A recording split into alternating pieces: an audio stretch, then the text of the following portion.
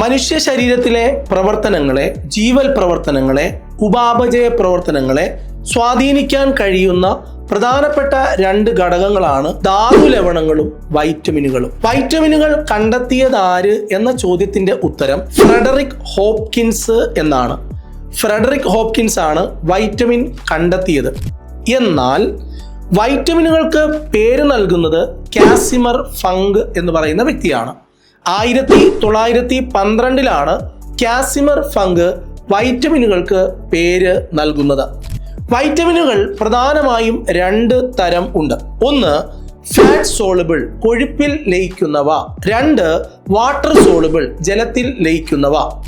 കൊഴുപ്പിൽ ലയിക്കുന്ന വൈറ്റമിനുകളാണ് A, D, E, K.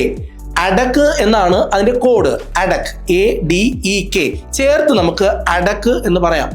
എന്നാൽ water soluble, ജലത്തിൽ ലയിക്കുന്ന വൈറ്റമിനുകൾ ഏതെല്ലാമാണ് എന്ന് ചോദിച്ചാൽ ബിയും സിയും ചേർത്ത് നമുക്ക് BC എന്ന് പറയാം.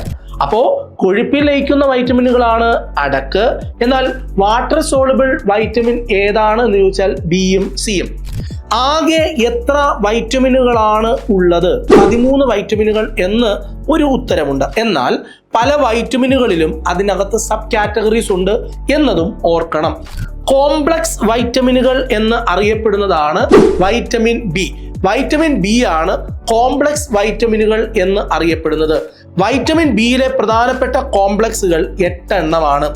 ശ്രദ്ധിക്കണം, ADEK C, പിന്നെ ബി കോംപ്ലക്സിൽ വരുന്ന 8 വൈറ്റമിനുകൾ. അങ്ങനെ എല്ലാം കൂടി ചേർത്ത് 13 വൈറ്റമിനുകളാണ് മനുഷ്യ ശരീരത്തിൽ ഉള്ളത്, അല്ലെങ്കിൽ മനുഷ്യ ശരീരത്തിന് ആവശ്യമായത് എന്ന് ഓർമ്മപ്പെടുത്തുകയാണ്.